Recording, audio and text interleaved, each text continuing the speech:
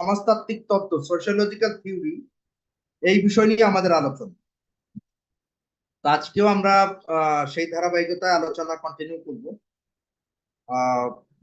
সেই ক্ষেত্রে আজকে আমরা যেসব আলোচনা জানবো সেটি, যেহেতু এটা তত্ত্বীয় আলোচনা, অনেক বেশি প্রাসঙ্গিক কথা না বলে আমরা সরাসরি মূল আলোচনা চলে যাই। এবং আমরা প্রথমে যে আলোচনা করব সেটি কার্ল মার্কসের তত্ত্ব সম্পর্কে। বলে রাখা ভালো, কার্ল মার্কস বা আরো অনেকগুলো তত্ত্ব আছে যেগুলো সরাসরি পরিবেশবাদী তত্ত্ব বা পরিবেশ সংরক্ষণ বা পরিবেশ দূষণ নিয়ে তারা তত্ত্ব দিয়েছেন তা নয়, কিন্তু তাদের তত্ত্বগুলোকে পর্যালোচনা করলে, ব্যাখ্যা বিশ্লেষণ করলে সেখান থেকে আমরা পরিবেশগত নানান রকমের নির্দেশনা, পরামর্শ বা দিক নির্দেশনা বা বিভিন্ন উপাদান আমরা পাই সেখানে। তো সেভাবেই আমরা আলোচনাগুলো দেখবো। আমি সরাসরি শেয়ার স্ক্রিনে যাচ্ছি।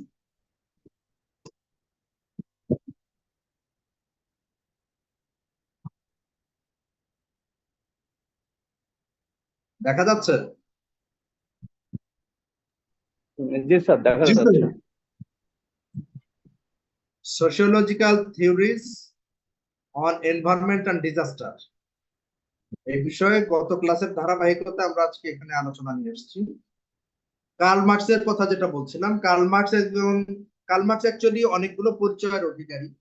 তিনি একজন বিশিষ্ট অর্থনীতিবিদ, তিনি সমাজতাত্ত্বিক বা সমাজবিজ্ঞানী, তিনি দার্শনিক, তিনি রাজনৈতিক সমাজবিজ্ঞানের জনক এবং নানান অভিধায় তিনি অভিষিক্ত। এবং এই কার্ল মার্কসের জন্ম 1818 সালে জার্মানির এবং মাত্র 17 বছর বয়সে তিনি জার্মানির বন বিশ্ববিদ্যালয় থেকে আইন বিভাগে মিউট রাখছে না কেন? এই সোহাগ হাসান মিউট রাখেন এবং আপনার ভিডিও অফ রাখেন। সোহাগ ভাই,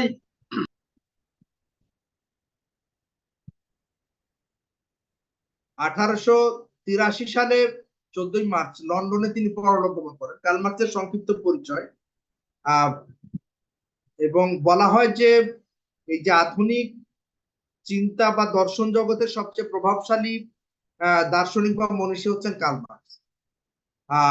এবং তিনি যেটা বলছিলাম যে দার্শনিক, সমাজতাত্ত্বিক, অর্থনীতিবিদ সহ নানান রকমের পরিচয় তার রয়েছে। তার প্রধান বা উল্লেখযোগ্য কয়েকটি গ্রন্থ হচ্ছে এরকমের: the holy family, the German ideology, contribution to the critique of political economy এবং ডাচ ক্যাপিটাল বা দি ক্যাপিটাল বা পুঁজি নামে এই গ্রন্থের বাংলা অনুবাদও আছে। আবার ইংরেজিতে দি ক্যাপিটাল বা পুঁজি, আর ডাচ ক্যাপিটাল এটা হচ্ছে জার্মান ভাষায়, এবং আরেকটা হচ্ছে দ্য কমিউনিস্ট ম্যানিফেস্টো। মার্কসীয় তত্ত্ব, যেগুলোর মাধ্যমে আমরা পরিবেশের সাথে তার একটা সম্পর্ক দেখানোর বা তৈরি করবার চেষ্টা করব। কার্ল মার্কসের তত্ত্বগুলোর মধ্যে যেটা বেশ প্রভাবশালী বা মানে প্রথমেই আলোচনা আসে সেটা হলো ঐতিহাসিক বস্তুবাদ বা হিস্টোরিক্যাল ম্যাটেরিয়ালিজম। এরপরে আছে তার দ্বান্দ্বিক মতবাদ বা শ্রেণী সংগ্রাম তত্ত্ব। তারপরে তার আরেকটা গুরুত্বপূর্ণ তত্ত্ব হচ্ছে বিচ্ছিন্নতাবাদ বা এলিয়েনেশন থিওরি। এরপর আছে পুঁজিবাদ বা উদ্বৃত্ত মূল্য তত্ত্ব।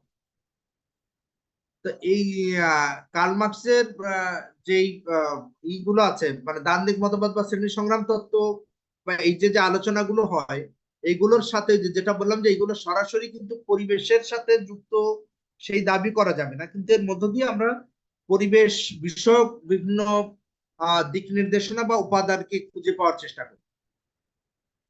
যেমন দ্বান্দ্বিক মতবাদ বা শ্রেণী সংগ্রাম তত্ত্বে কার্ল মার্কস মূলত যেটা বলেছে যে the history of all hitherto existing societies are the history of class struggle। অর্থাৎ এই যে আমরা সমাজের বিবর্তন বা ঐতিহাসিক যে বিবর্তন ঘটেছে বা সমাজের যে ইতিহাস, সেটি মূলত শ্রেণী সংগ্রামের ইতিহাস। এবং সেই শ্রেণী সংগ্রাম বলতে তিনি প্রত্যেকটা সমাজের দুটা শ্রেণীর উল্লেখ করেছেন, যার মধ্যে একটা প্রধানত বলা যায় যে উৎপাদন যন্ত্রের বা সম্পত্তির উপর যাদের মালিকানা থাকে, মালিক শ্রেণী, এবং আরেকটা হচ্ছে যাদের মালিকানা থাকে না, সর্বহারা শ্রেণী বা যারা কায়িক পরিশ্রম করে এবং ওই যে মালিক শ্রেণী তাদের নিয়ন্ত্রণে বা শোষণ এবং বঞ্চনার মধ্য দিয়ে জীবনযাপন করে। এই দুইটা শ্রেণীর মধ্যে যে দ্বন্দ্ব বা সংগ্রাম হয় তার মধ্য দিয়ে সমাজের পরিবর্তন বা বিবর্তন ঘটে এবং নতুন নতুন এক একটা সমাজ গড়ে উঠেছে বলে কার্ল মার্কস মনে করে। এবং এই যে যেটা বলছিলাম যে দুটো শ্রেণী হচ্ছে শাসক বা মালিক শ্রেণী, ওনার ক্লাস, এবং শোষিত বা শ্রমজীবী শ্রেণী, নন ওনার ক্লাস, এবং এটা সব সমাজেই বিদ্যমান থাকে। এর মধ্যে যেটা আমরা প্রথমত যদি বলি যে ঐতিহাসিক বস্তুবাদের যে বিষয়গুলো দেখা যায়, এখানে ঐতিহাসিক বস্তুবাদের মাধ্যমে কার্ল মার্কস সমাজ এবং উৎপাদন পদ্ধতির বিবর্তনকে ব্যাখ্যা করেছে। ঘটনা কি? অর্থাৎ আজকের যে সমাজ ব্যবস্থাকে আমরা পাই, এই সমাজ ব্যবস্থা ঠিক আজকের এই জায়গাটায়, মানে বাকি নাকি? আমি ক্লাস বন্ধ করে দিব যদি আপনারা মিউট না রাখেন। আমি বারবার বলি, এটা কথা বলেন বা নিজেকে মানে যেভাবে থাকেন সেটা আমাদের দেখানোর বা শোনানোর কোনো দরকার।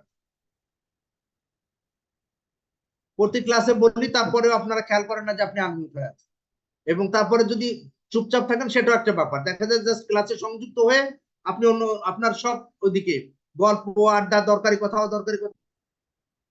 তো ঐতিহাসিক বস্তুবাদের মাধ্যমে কার্ল মার্কস উৎপাদন পদ্ধতির বিবর্তন, অর্থাৎ যেটাকে আমরা বলছি যে মানে আমাদের সামনে আলোচনায় আসবে যে আজকের যে উৎপাদন পদ্ধতি, সেই উৎপাদন পদ্ধতি তো আজ থেকে কয়েকশো বছর আগে বা হাজার বছর আগে এরকমের জায়গা ছিল না। এগুলোর এক ধরনের পরিবর্তন বা বিবর্তন ঘটেছে। অর্থাৎ আজকের যে কৃষি, সেটি যেমন আজ থেকে হাজার বা কয়েক হাজার বছর এইরকমের ছিল না। শিল্প উৎপাদন ব্যবস্থায় পরিবর্তন আসছে। এই পরিবর্তনগুলো ঘটেছে প্রধানত এই উৎপাদন পদ্ধতির বা ঐতিহাসিক বস্তুবাদের মাধ্যমে, যেই শ্রমিক এবং মালিক শ্রেণীর যে দ্বন্দ্ব বা ওনার ক্লাসের সাথে নন ওনার ক্লাসের যে দ্বন্দ্ব, তার মাধ্যমে সংঘটিত হয়েছে। এবং মালিক বা শোষক শ্রেণী অধিক উৎপাদন এবং মুনাফাকে গুরুত্ব দিয়ে থাকে। পুঁজিবাদী ব্যবস্থা এটি আরো অনেক বেশি তীব্রতর হয়, ফলে তারা এই প্রাকৃতিক পরিবেশ বা সম্পদের বিপর্যয় ঘটে। অর্থাৎ এই যে যখন মালিক শ্রেণী তার মুনাফার জন্য চেষ্টা করে, তখন সে পরিবেশের সুরক্ষার ব্যাপারটি সে মোটেই বিবেচনা রাখে না। ধরে নেন, যদি আমরা কৃষি অর্থনীতির কথাও বলি, তো যে কৃষি ভূমির মালিক, সে কিন্তু ওই কৃষি জমি থেকে বেশি উৎপাদনের ব্যাপারে চিন্তা করে। সে ইভেন যেমন আমাদের দেশে এক সময় যেটা হয়েছে যে বিপুল পরিমাণ মানে আপনার বনভূমি ছিল, সেই বনভূমিকে আমরা অনেক সময় সেই বন জঙ্গল সাফ করে সেটাকে কৃষি জমি করেছি, বা সেখানে আমরা কলকারখানা তৈরি করেছি, বা সেখানে শহর গড়ে উঠেছে। ফলে আলটিমেটলি কি হয়েছে যে বনভূমি উজাড় হয়ে গেছে, বনভূমি কমে গেছে, নদী নালা দখল হয়ে গেছে, শুকিয়ে গেছে, এবং তার বিপরীতে আমাদের এই শিল্প, কলকারখানা, নগর এগুলো গড়ে উঠেছে। তার ফলে কালো ধোঁয়া, বর্জ্য, নানা রকমের, অর্থাৎ পরিবেশের উপর একটা বিপর্যয় তৈরি হয়েছে। এবং সেটি কেবল শিল্প উৎপাদন অর্থনীতি না, কৃষি উৎপাদন অর্থনীতিও আপনার এই বনভূমি নিঃশেষ করে সেখানে বলা যায় কৃষি ব্যবস্থা। কৃষি ব্যবস্থাকে আমরা যতই বলি, কৃষি ব্যবস্থা থেকেও কিন্তু পরিবেশের দূষণ ঘটে।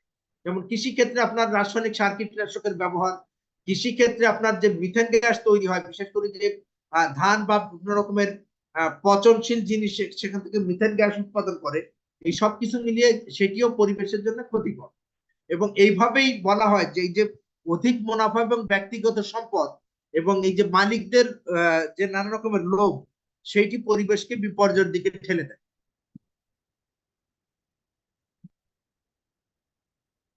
এটি আলোচনা আমরা করেছি, আমি আগের অংশটা মোছা হয়নি, রিপিট হয়েছে।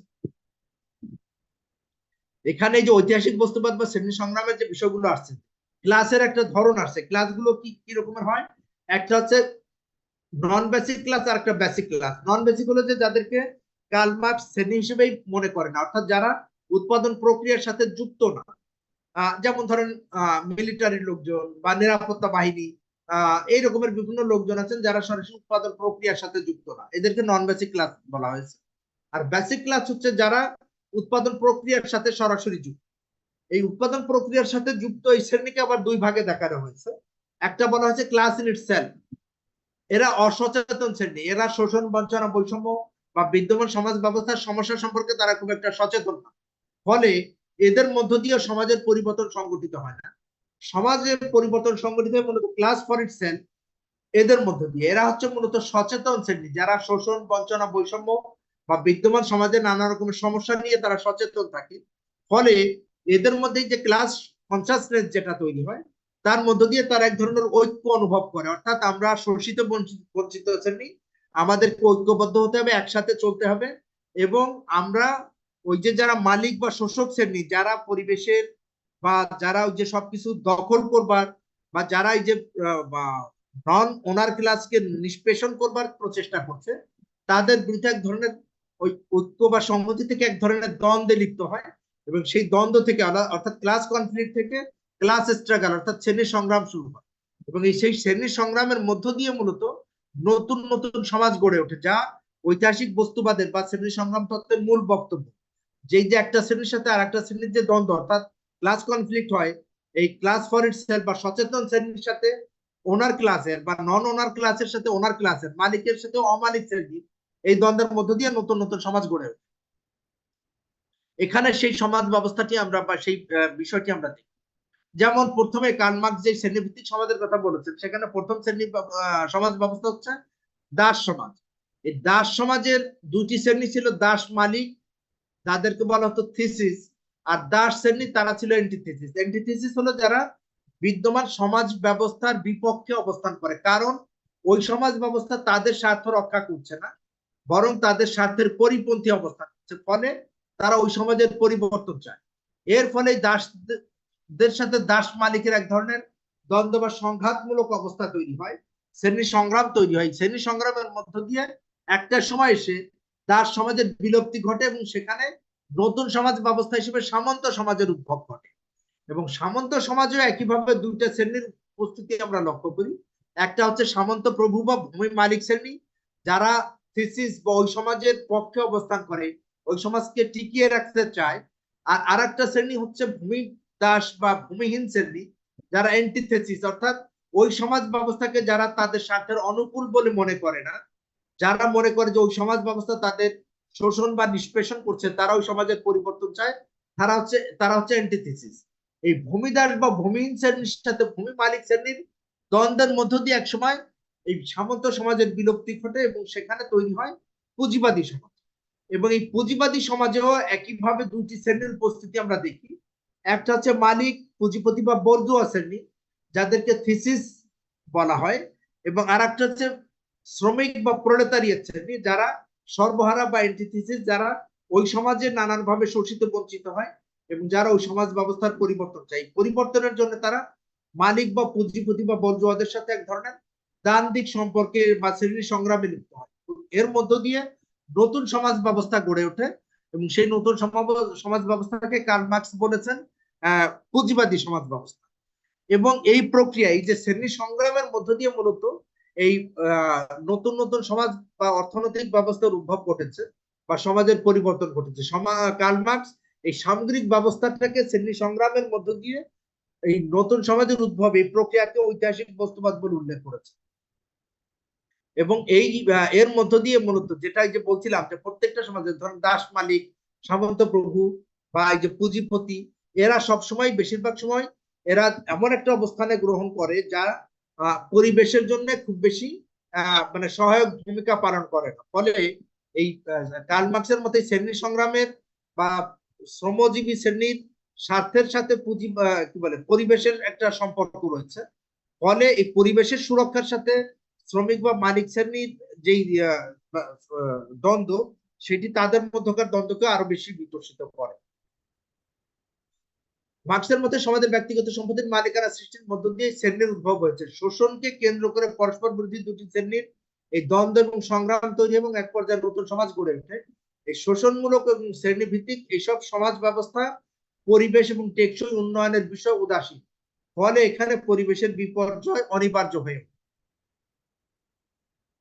মোটামুটি বোঝা গেল। আমি ওই যে গত ক্লাসেই বলেছিলাম যে এই তাত্ত্বিক আলোচনাগুলো একটু খটোমটো লাগবে, একটু কঠিন মনে হবে, বাট এই আলোচনার পরে আমি এই শীট আপনাদের সাথে শেয়ার করে দিব, সেইটি মোটামুটি একবার একটু দেখলে তখন এই বিষয়গুলো আর একটু সহজ মনে হবে।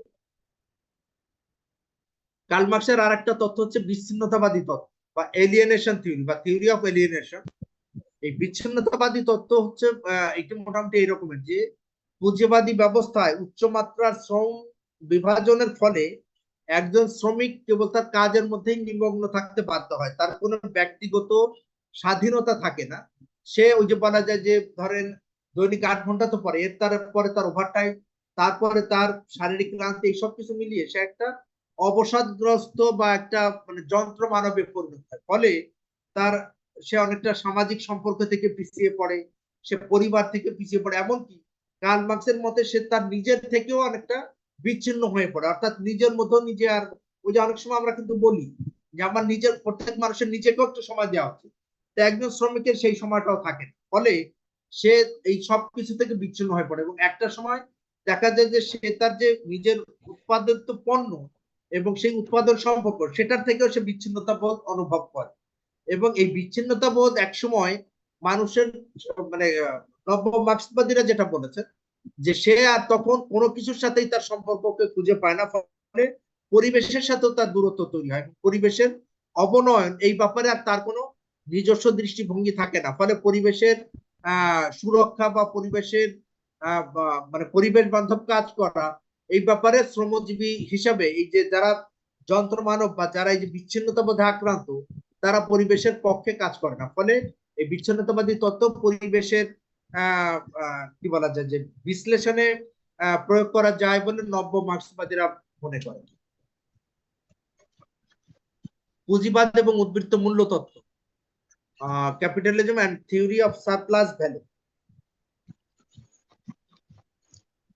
পুঁজিবাদে একজন শ্রমিক একটি নির্দিষ্ট সময় যেই মূল্যের পণ্য উৎপাদন করে তাকে সমমূল্যের পারিশ্রমিক প্রদান করা হয় না। প্রদত্ত শ্রমের প্রকৃত মূল্য এবং শ্রমিকের প্রাপ্ত পারিশ্রমিকের মধ্যে যে ব্যবধান থাকে তাই হচ্ছে উদ্বৃত্ত মূল্য। আমরা সামনে উদাহরণ সহ আলোচনা করলে বিষয়টা মনে হয় আর একটু পরিষ্কার হবে। কার্ল মার্কস শ্রমকে একটি পণ্য হিসেবে বিবেচনা করেছেন এবং এই পণ্যের দুই ধরনের মূল্য আছে। একটা হচ্ছে বিনিময় মূল্য বা এক্সচেঞ্জ ভ্যালু, অর্থাৎ শ্রমিক তার শ্রমের বিনিময়ে মালিক পক্ষ থেকে যেই শ্রম বা অর্থ লাভ যেই পারিশ্রমিক বা অর্থ লাভ করে তা হচ্ছে বিনিময় মূল্য। যেমন ধরেন একজন 8 ঘন্টা কাজ করে, সে মাসে সেখান থেকে 15,000 টাকা ইনকাম করে।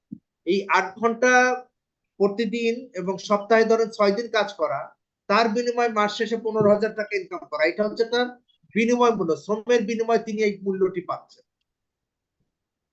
আর একটা হচ্ছে ব্যবহারিক মূল্য, ইউজ ভ্যালু অফ লেবার।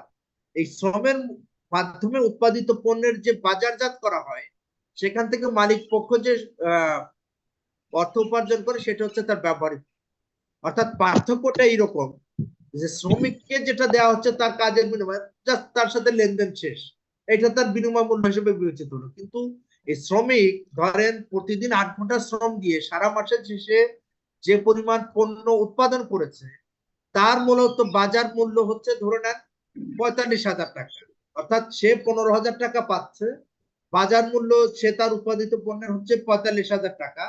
এর মধ্যে আমরা বলতেই পারি যে সব ওই বাজার মানে পণ্য উৎপাদনে তো শ্রমিকের শ্রমটাই একমাত্র বিনিয়োগ না, সেখানে ওই যন্ত্রপাতি, কাঁচামাল বা নানান রকমের অ্যারেঞ্জমেন্ট, মালিকের তো এখানেও বিনিয়োগ আছে। তো ধরলাম যেখানে তার আরো 15,000 টাকা বিনিয়োগ, তার মানে শ্রমিকের মূল্য দিয়েছে সে 15,000 টাকা, তার অন্যান্য মূল্য হচ্ছে মানে অন্যান্য যা কিছু বিনিয়োগ সেটার মূল্য 15,000 টাকা, তাহলে তার মোট ইনভেস্টমেন্ট হলো 30,000 টাকা।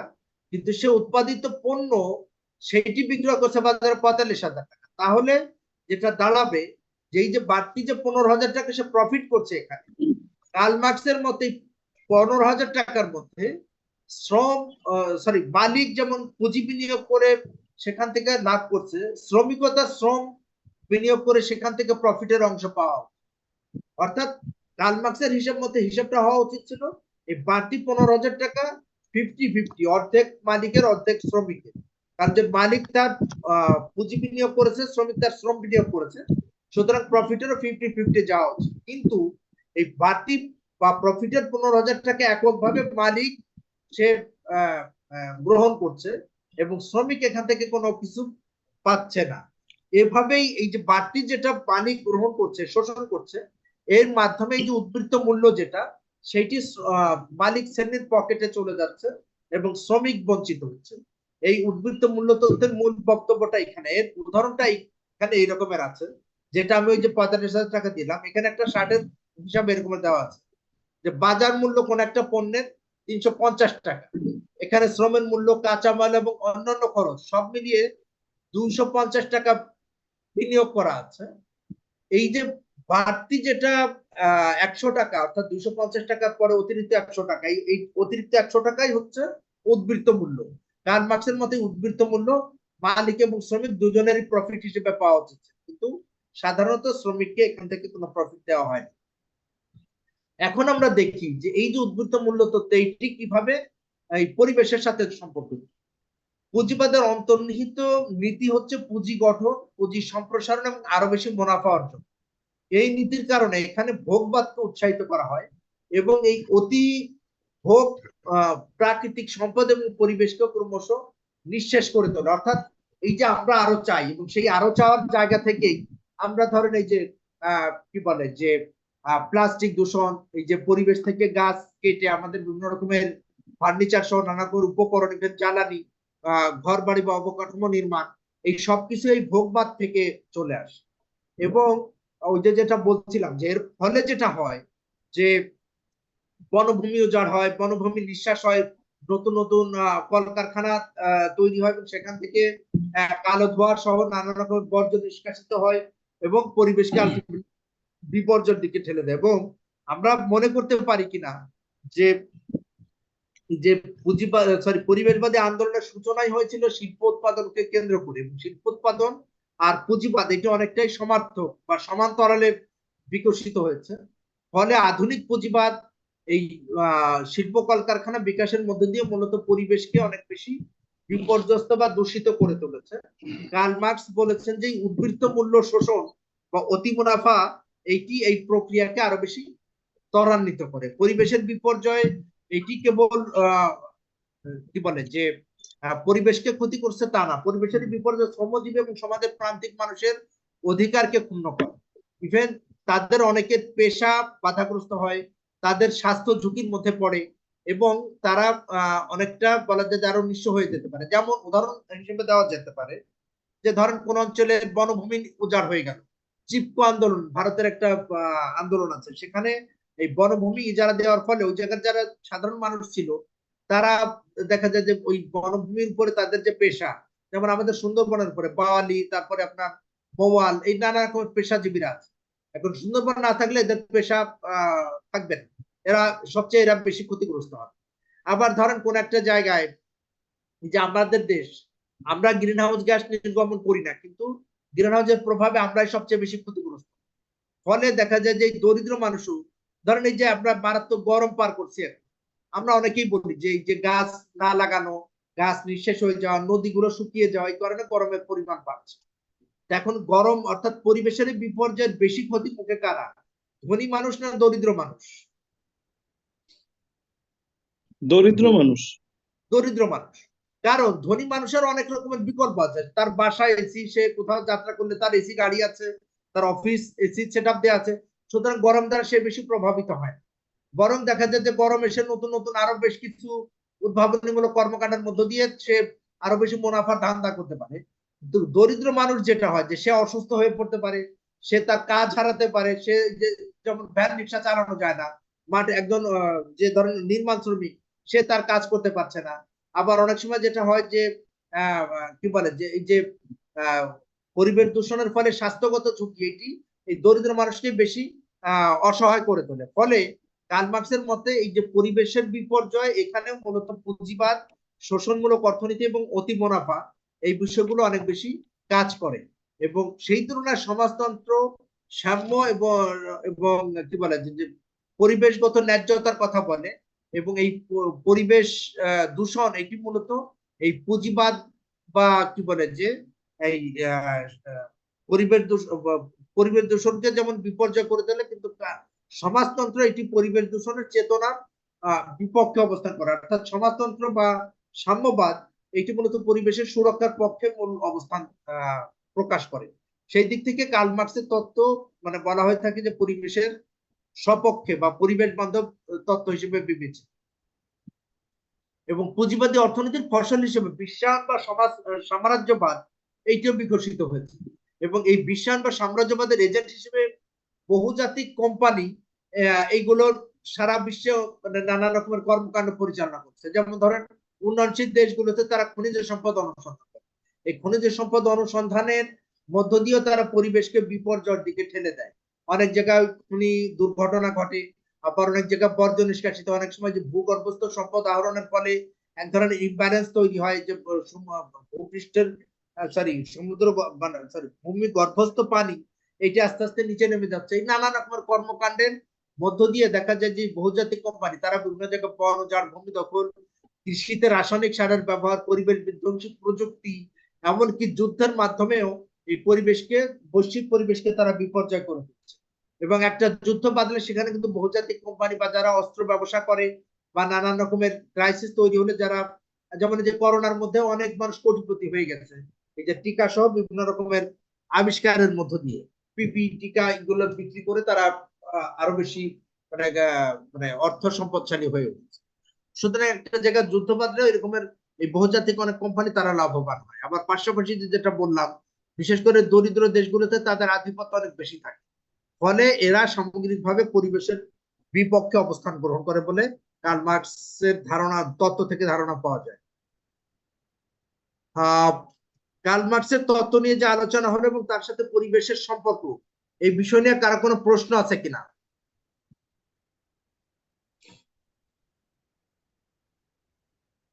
সম্ভবত কারো কোনো প্রশ্ন নাই। তাহলে আমরা পরবর্তী বিষয় যাই। ক্রিটিক্যাল স্কুল বা ক্রিটিক্যাল থিওরি বা সমালোচনামূলক তত্ত্ব, এটি সরাসরি পরিবেশ বা দুর্যোগ বিষয়ের সাথে সম্পর্কিত নয়। সাধারণভাবে এটি ক্ষমতা কাঠামো এবং সামাজিক আচরণ বিধি বা আদর্শ বিষয়ে তাত্ত্বিক মতামত প্রকাশ করে।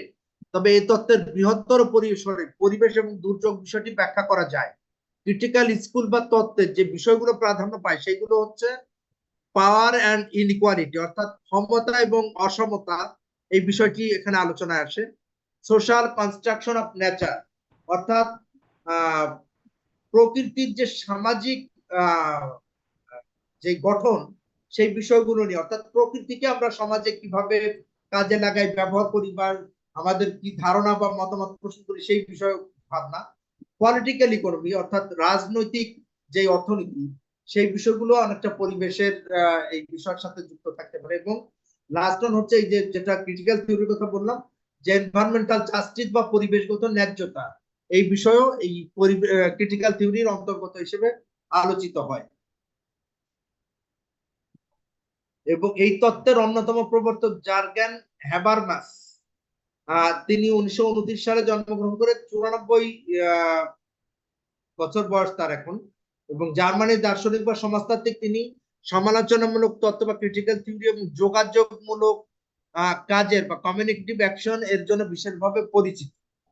পরিবেশের নানা চ্যালেঞ্জ মোকাবেলায় তিনি গণতান্ত্রিক ব্যবস্থাকে শক্তিশালী করার পক্ষে মত দিয়েছেন। অর্থাৎ তার মতে গণতান্ত্রিক ব্যবস্থা শক্তিশালী হলে পরিবেশের দূষণের মাত্রা এটি কমে আসবে এবং পরিবেশের যে কোনো সমস্যার সমাধানে বিভিন্ন স্টেক হোল্ডার, অর্থাৎ সমাজে আমরা যারা নানা রকমের বাস করি, সেটা ওই যে শিল্পপতি হোক, শ্রমিক হোক, বা সমাজের নাগরিক সমাজ হোক, এরা সবাই মিলে এবং সাধারণ মানুষের অংশগ্রহণ এবং এইটা নিয়ে বিভিন্ন রকমের পাবলিক ডিসকোর্স বা অনেক বেশি আলাপ আলোচনা, এই বিষয়গুলোকে তিনি উৎসাহিত করেছেন।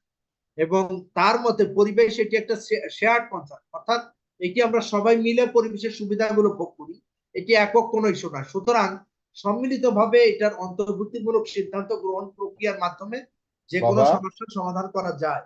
অর্থাৎ এই যে যেহেতু এটা স্টেক হোল্ডার বা এটি অন্তর্ভুক্তিমূলক বিষয়, সুতরাং এখানে এটার সাথে যারা আমরা সম্পৃক্ত, সমাজের সব শ্রেণীর মানুষ সবাই ঐক্যবদ্ধভাবে এটা নিয়ে আলাপ আলোচনা করে পরিবেশের সুরক্ষার বিষয়ে আমরা বিভিন্ন ব্যবস্থা গ্রহণ করতে পারি।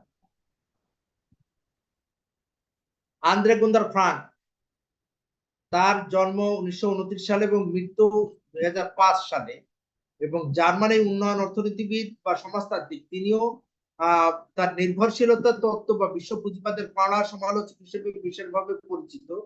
তিনি মনে করেন পুঁজিবাদ অনুন্নত দেশের সাথে উন্নত দেশের অসমতা, বঞ্চনা এবং শোষণকে জোরদার করেছে। অর্থাৎ পুঁজিবাদী রাষ্ট্রগুলো এটি অনুন্নত দেশগুলোকে নানান রকমের শোষণের মধ্যে রাখে এবং এই শোষণ প্রক্রিয়ার মাধ্যমে তারা পরিবেশের উপর নানান রকমের অভিঘাত সৃষ্টি করে, যা পরিবেশকে বিপর্যস্ত করে তোলে।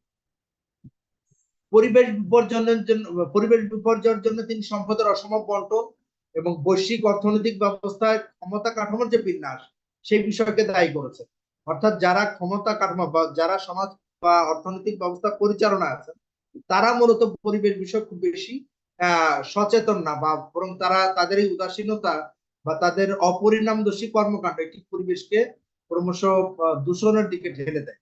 এবং এই অন্তর্নিহিত কাঠামোগত যে সমস্যা বা অর্থনৈতিক বৈষম্য মোকাবেলার মাধ্যমে টেকসই উন্নয়ন বা পরিবেশগত ন্যায় বিচার নিশ্চিত করা সম্ভব বলে তিনি মনে করেন।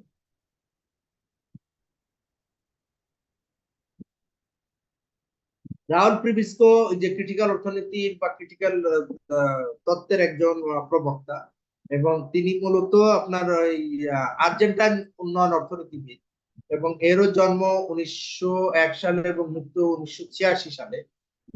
এবং তিনি নির্ভরশীলতা প্যারাডাইমের অন্যতম প্রবর্তক। উন্নয়নশীল দেশের অর্থনৈতিক উন্নয়নে তিনি বিশেষভাবে মনোযোগী ছিলেন। অর্থাৎ যেসব দেশ এখনো উন্নয়ন কর্মকাণ্ড থেকে পিছিয়ে আছে, দরিদ্র বা উন্নয়নশীল হিসেবে বিবেচিত, তাদের কিভাবে উন্নয়ন নিশ্চিত করা যায় সেই বিষয়ে তিনি বিশেষভাবে প্রচেষ্টা গ্রহণ করেছেন, এবং তার বিভিন্ন অধ্যয়ন বা তত্ত্ব বা বিভিন্ন গবেষণামূলক কর্মকাণ্ডের বিষয় রয়েছে। তিনি মনে করেন কাঠামোগত ভারসাম্যহীনতা উন্নত এবং অনুন্নয়নশীল দেশগুলোর মধ্যে অসম বিনিময় ব্যবস্থা, অর্থনৈতিক বৈষম্য এবং স্থায়িত্বশীল উন্নয়নের পথে অন্তরায় বা বাধা সৃষ্টি করে। অর্থাৎ কাঠামোগত ভারসাম্যহীন হলো এই অবস্থা যে যেখানে সমাজের একটা বিশেষ শ্রেণী ক্ষমতাকে নিয়ন্ত্রণ করে, বিশেষ একটা শ্রেণীর হাতে সব রকমের অর্থ এবং নীতি সিদ্ধান্ত থাকে। এই রকমের অবস্থা হলে তারা তাদের স্বার্থে যে নীতি বা বিভিন্ন সিদ্ধান্ত গ্রহণ করে সেটি অনেক ক্ষেত্রেই এই পরিবেশের জন্য মানে অনুকূল অবস্থার সৃষ্টি নাও করতে পারে। যেমন আমরা একটা উদাহরণ দিতে পারি, বাংলাদেশে অনেক সময় আমরা বলি যে আমাদের দেশের নীতি নির্ধারকদের বা সংসদ সদস্য মন্ত্রী এমপিদের একটা অংশই তারা বিভিন্ন রকমের ব্যবসায়িক কর্মকাণ্ডের সাথে যুক্ত। ফলে তারা এমন কোনো নীতি বা মানে কার্যকর বা প্রণয়ন করতে চাবে না যা তাদের ব্যবসায়িক স্বার্থের ক্ষেত্রে ধরেন প্রতিবন্ধকতা সৃষ্টি করতে পারে। এই রকমের এই কাঠামোগত ভারসাম্যহীনতা মূলত এই পরিবেশগত সমস্যা সৃষ্টির ক্ষেত্রে বিশেষভাবে কাজ করে। পরিবেশ বিষয়ে তিনি বলেছেন it requires addressing economic disparities. অর্থাৎ এই যে পরিবেশগত বা কাঠামোগত যে ভারসাম্যতা, এটার প্রথম দরকার হলো অর্থনৈতিক যে বৈষম্য বা অসমতা রয়েছে এইটাকে অ্যাড্রেস করতে হবে, এটার একটা সমাধান খুঁজে বের করতে হবে। এন্ড প্রমোটিং ফেয়ার ট্রেড, এবং ন্যায়সঙ্গত বাণিজ্যিক ব্যবস্থা বা একটা পরিশীলিত পরিমার্জিত বা উদার একটা ব্যবসায়িক ব্যবস্থার মানে প্রমোট করতে হবে বা এটা চালু বা প্রবর্তন করতে হবে। কেন? To achieve long term environmental sustainability. যদি আমরা দীর্ঘমেয়াদে পরিবেশগত মানে কি বলে যে আপনার স্থায়িত্ব চাই, পরিবেশের যদি একটা সুরক্ষা নিশ্চিত করতে চাই, তাহলে এই অর্থনৈতিক বৈষম্য এবং ফেয়ার ট্রেড এই বিষয়গুলোর বিষয় বিবেচনায় নিতে হবে। পরিবেশগত আর একটা গুরুত্বপূর্ণ তত্ত্ব আমরা আলোচনার, এখন আমাদের হাতে সময় আছে, আর একটা গুরুত্বপূর্ণ আলোচনার বিষয় হচ্ছে রিস্ক সোসাইটি। এটা এক ধরনের তত্ত্ব, এবং এই তত্ত্বের ধারণা প্রবর্তন করেন জার্মান সমাজতাত্ত্বিক আলরিক বেক। তিনি তার বিখ্যাত গ্রন্থ risk society towards a new modernity 1986 সালে এই গ্রন্থটি প্রকাশিত হয়, এবং এর মাধ্যমে এই ধারণা প্রকাশ করেন যে আধুনিক সমাজ ব্যবস্থা ক্রমবর্ধমান ভাবে বিভিন্ন ধরনের ঝুঁকি উৎপাদন এবং ব্যবস্থাপনার মাধ্যমে ক্রমবর্ধমান ভাবে বৈশিষ্ট্য মণ্ডিত হচ্ছে।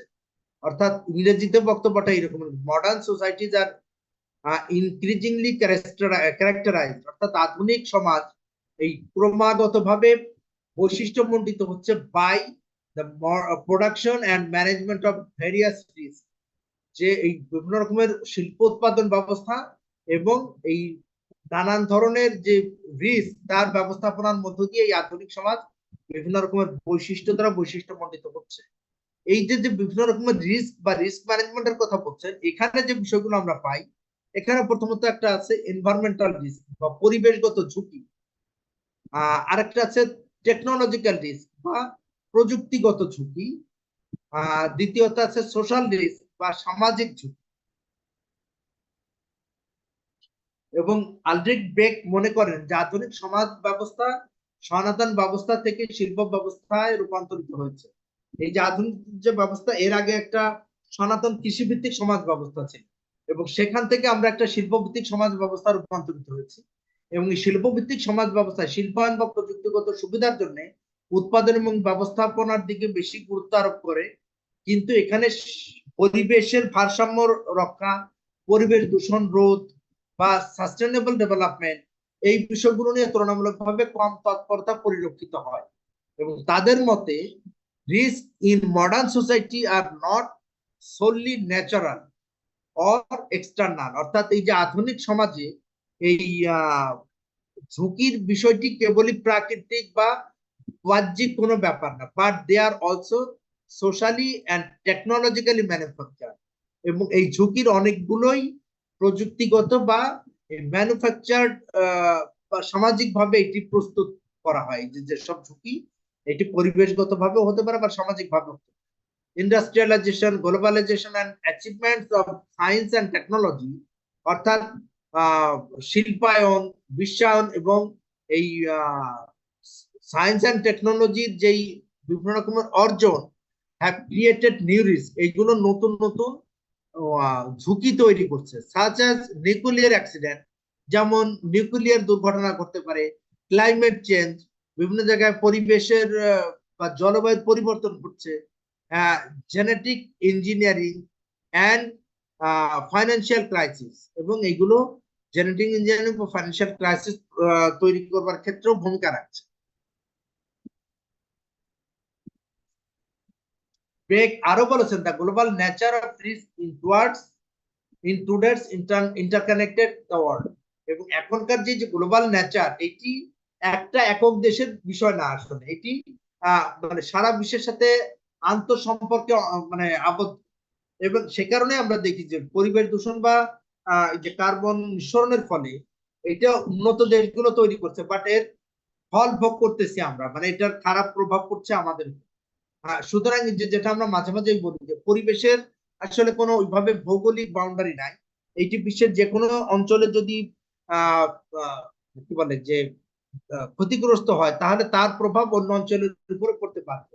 Environmental risk, climate change, pandemics and financial crisis transcend national boundaries, অর্থাৎ এই যে পরিবেশগত ঝুঁকি, জলবায়ুর পরিবর্তন, প্যান্ডামিক্স বা মহামারী এবং ফাইন্যান্সিয়াল ক্রাইসিস বা মুদ্রা সমস্যা ট্রান্সেক্ট ন্যাশনাল বাউন্ডারিজ, এটি একটা জাতীয় পরিসীমা, এটি আসলে অনেক আগেই অতিক্রম করে গেছে।